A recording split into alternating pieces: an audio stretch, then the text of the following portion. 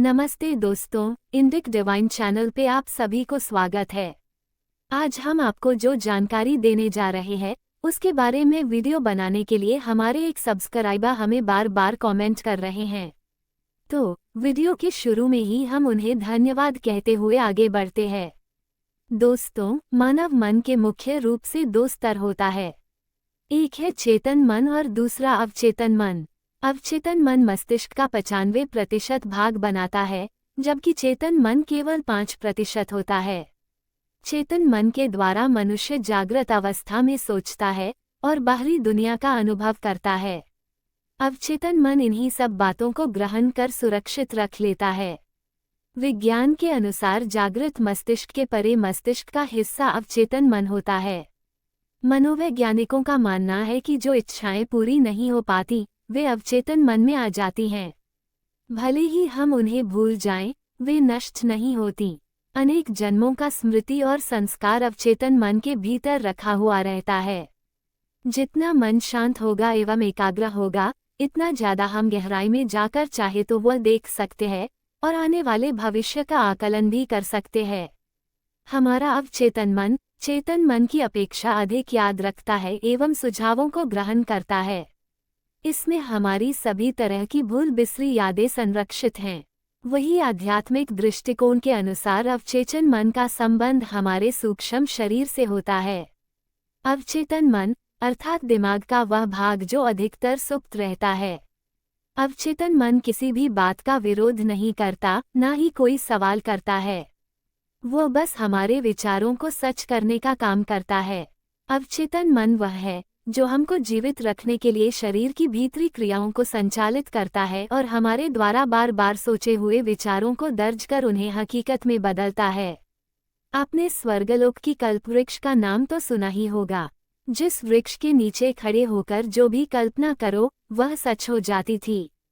उसी प्रकार भगवान ने मानव को अवचेतन मन के रूप में कल्पवृक्ष की तरह एक विशेष शक्ति का वरदान दिया है, जो मानव रूपी देह के भीतर रहकर कल्पवृक्ष का काम करता है।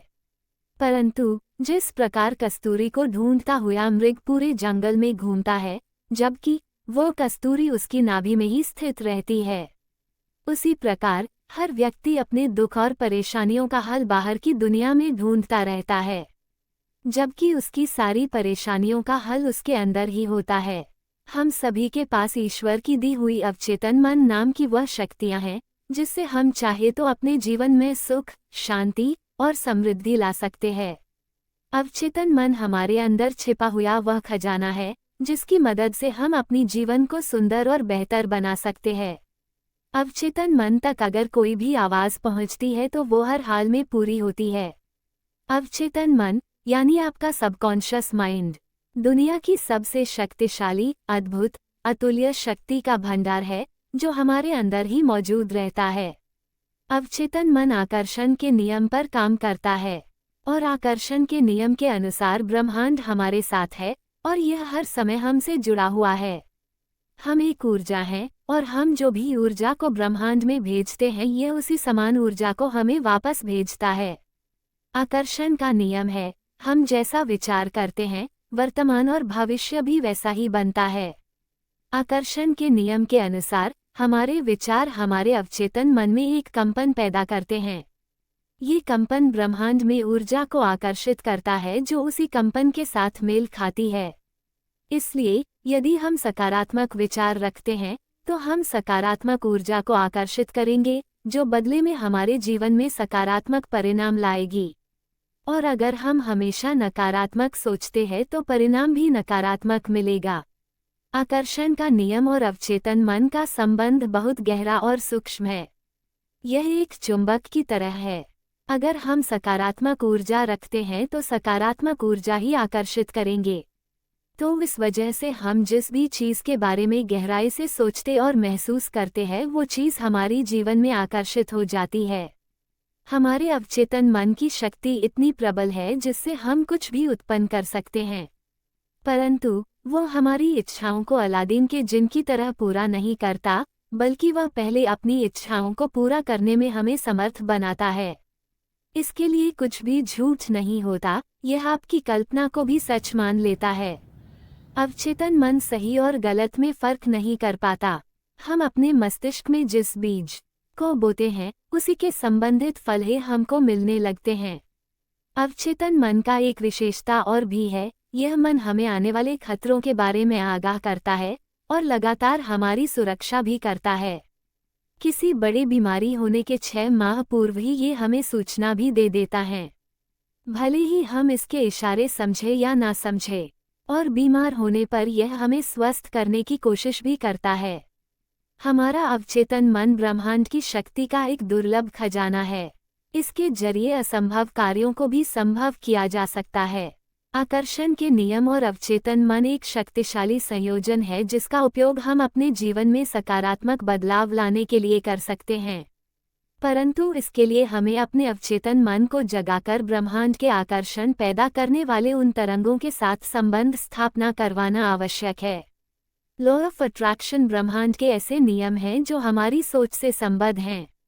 तो चलिए अब बताते हैं कि हम किस प्रकार अवचेतन मन को जागरूकता में लाना शुरू कर सकते हैं और खुद को सफलता की राह पर कैसे स्थापित कर सकते हैं।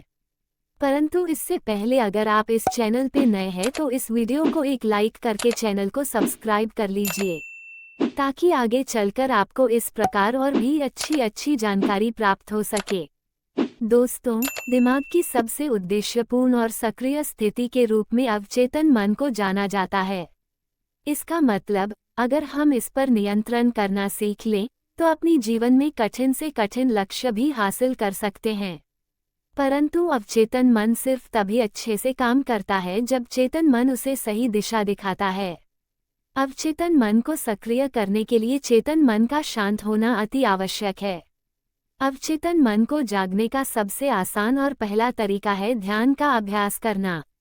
ध्यान हमारे मन को शांति और स्थिरता प्रदान करता है। ध्यान का नियमित अभ्यास इच्छा शक्ति में स्थिरता और समर्पण का वृद्धि करता है, जो लक्ष्यों को प्राप्त करने के लिए महत्वपूर्ण है। हर रोज 15 से 40 मिनट तक मन को शांत करके ध्यान का अभ्यास करना आवश्यक है। मन जब शांत होकर सांसों में केंद्रित हो जाएगा तभी जाकर अवचेतन मन का द्वार धीरे धीरे खुलने लगेगा और तभी हम अवचेतन मन के साथ संपर्क कर सकेंगे।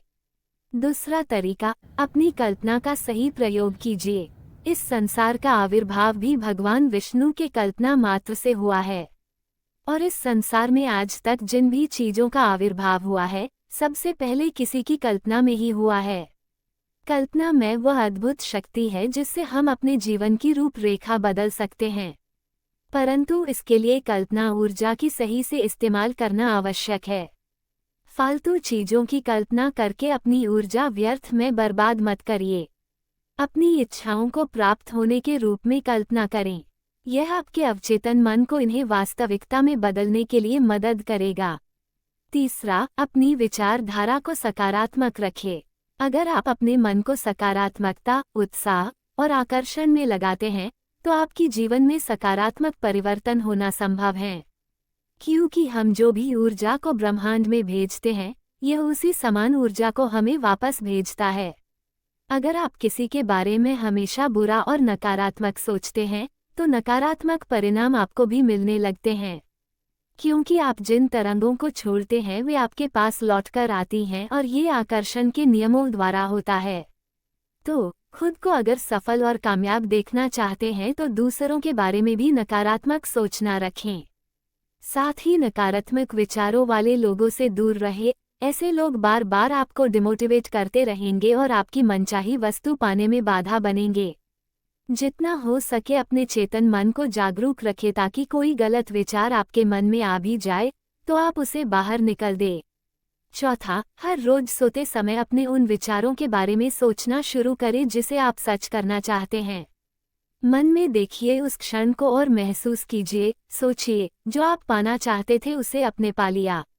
इसी विचार के साथ सोने की कोशिश कीजिए। यही वो समय है जब चेतन मन शांत होने जा रहा होता है और अवचेतन मन जागृत हो रहा होता है। एक ही बात को बार बार दोहराने से अवचेतन मन उसी विचार को सच करने में जुट जाता है। इस प्रक्रिया को सुबह नींद टूटते ही फिर से दोहराए। दोस्तों, अगर आप अपने अवचेतन मन को कंट्रोल कर पाते हैं तो आप कुछ भी कर सकते हैं। इंसान की शक्ति अनंत है। परंतु वह खुद इस बात से अनजान रहता है। और जिसने भी यह सच जान लिया, वही दुनिया में अपनी अपनी क्षेत्र में सफल, कामयाब और सुखी बन पाया है। दोस्तों, अवचेतन मन को साधने से ही सम्मोहन यानी हिप्नोटिज्म, टेलीपैथी आदि कला या विद्या में सफलता प्राप्त होती है, जिसके कारण असंभव कार्यों को भी संभव किया जा सकता है। आज की जानकारी यही तक, फिर मिलते हैं ऐसी ही कुछ इन्फॉर्मेटिव वीडियो के साथ। धन्यवाद।